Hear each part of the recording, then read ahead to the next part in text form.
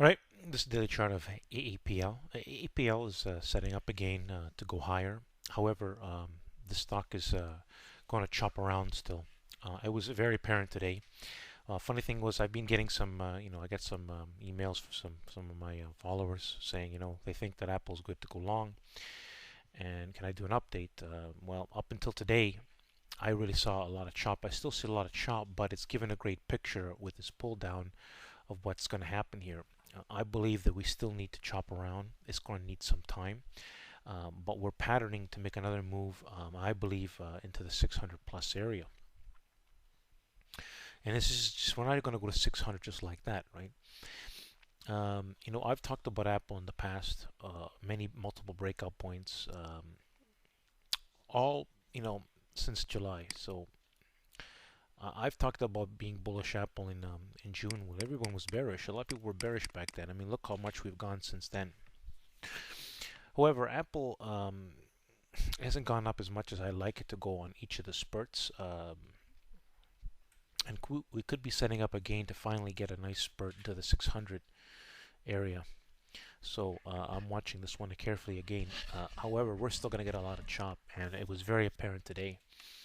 So most people are giving advice like day traders. I'm more like for directional moves, and every single directional move that I mentioned, people were thinking it was ready. Apple was ready back around here, only to get chopped out and whatever destroyed. Even back here, I was talking about an Apple of 528 to 530 area. Do you know what happened when Apple hit my buy points? First of all, it did it all correctly with all my rules. And you know what it did? Up it went.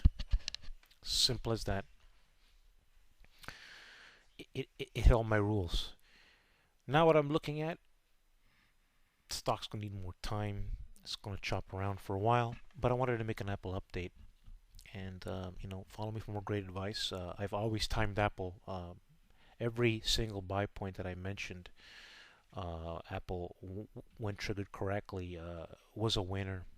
All since back in June. And there's a lot of bearish and bullish people in the stock about Apple, right? But what the charts simply say is that Apple's going higher. It's very apparent with my charts. But very apparently now, this needs more time, and we need to see more price action. I'm not going to mention any buy points right now, but I do believe that we need to take out 270. There's a range, but volume is going to be key again, just like this day here. Every other day didn't have the volume, necessary volume. So we need the right kind of volume. Apple is you're gonna require the right, especially if you're just most people are trying to ride. If you're a long-term investor, it's one thing, but if you're a short-term investor that can't